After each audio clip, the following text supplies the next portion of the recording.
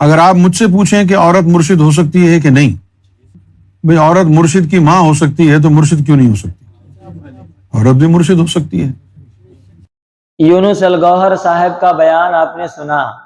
موصوف اپنے بیان میں یہ کہہ رہے ہیں کہ عورت مرشد ہو سکتی ہے۔ موصوف نے اپنے اس بیان میں دو غلطی کی ہے۔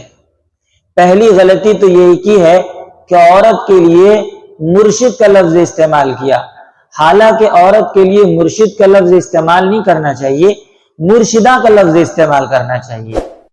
اسے آپ اردو زبان میں یوں سمجھیں کہ مذکر کے لیے الگ صیغہ استعمال ہوتا ہے اور مؤنث کے لیے الگ صیغہ استعمال ہوتا ہے۔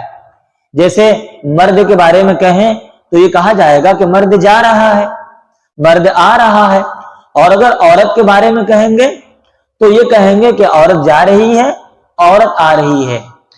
عربی زبان میں بھی ایسا ہے، تذکیر کے لیے الگ صیغہ استعمال کیا جاتا ہے اور تانیث کے لیے الگ صیغہ استعمال کیا جاتا ہے۔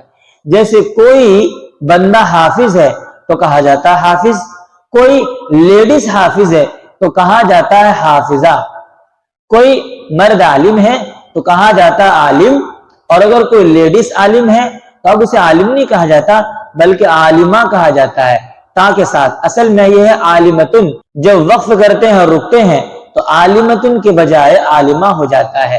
جیسے قرآن کریم میں اللہ پاک نے فرمایا القاریات ملقاریہ، یا القاریات تا جو ہے تانیث کے لیے ہے، آپ یہاں پر وقف نہیں کریں گے تو القاریات، اور اگر آپ وقف کریں گے سانس توڑیں گے تو اب القاریات کو بجائے القاریہ ملقاریہ، یہ تذکیر و تانیث کا استعمال ہے۔ ان کو اتنا بھی پتہ نہیں ہے کہ عورت کے لیے لفظ مرشد استعمال کیا جائے گا یا مرشدہ استعمال کیا جائے گا۔ دراصل انہوں نے کسی کے پاس رہ کر علم دین حاصل کیا ہی نہیں ہے۔ علم دین تو علماء سے حاصل ہوتا ہے، یہ باقاعدہ اساتذہ کے پاس تو گئے نہیں، بلکہ اپنی مرضی سے قرآن کا ترجمہ پڑھتے ہیں، حدیث کا ترجمہ پڑھتے ہیں اور جو چاہتے ہیں بکتے رہتے ہیں۔ اسی لیے اتنی چھوٹی سی غلطی کو بھی وہ سمجھ نہیں پائے کہ یہ غلط ہے، ایسا استعمال نہیں کرنا چاہیے۔ اور دوسری غلطی انہوں نے یہ کی کہ عورت مرشد بن سکتی ہے۔ دلیل کیا دی؟ دلیل میں نہ تو قرآن کی کوئی آیت پیش کی ہے اور دلیل میں نہ تو کوئی حدیث پیش کی ہے، بلکہ پیش کیا کیا ہے کہ عورت جب مرشد کی ماں بن سکتی ہے تو مرشد کیوں نہیں بن سکتی؟ عجیب منطقانہ جواب ہے۔ کوئی یوں کہے گا کہ اگر آپ کے حساب سے عورت مرشد کی ماں بن سکتی ہے تو مرشد بھی بن سکتی ہے، تو آدم علیہ السلام کو چھوڑ کر تمام انبیاء کرام علیہم الصلاۃ والتسلیم عورت کے بطن سے ہی پیدا ہوئے ہیں، ماں کے بطن سے ہی پیدا ہوئے ہیں، تو کیا جب عورت نبی کی ماں بن سکتی ہے تو نبیہ کیوں نہیں بن سکتی؟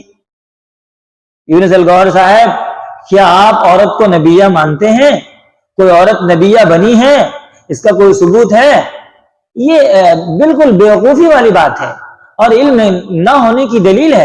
اتنی سی بات بھی سمجھ نہیں پائے کہ ہم اگر کسی چیز کو مان رہے ہیں تو ماننے کے لیے دلیل قرآن و سنت ہے، یا تو قرآن کی کوئی آیت پیش کی جائے گی یا تو سنت سے اس کا ثبوت دکھایا جائے گا، نہ تو پیغمبر دو جہاں صلی اللہ علیہ وسلم کا کوئی ارشاد نقل کیا اور نہ ہی قرآن کریم کی کوئی آیت نقل کی، بس اپنا منطقی جواب دے دیا۔ سبحان اللہ، ایسے ایسے لوگ اس دنیا میں جنم لے چکے ہیں کہ کبھی کبھی ہنسی بھی آتی ہے، ان کی دانست پہ ہنسی آتی ہے اور ناقص فہم پہ ہنسی آتی ہے۔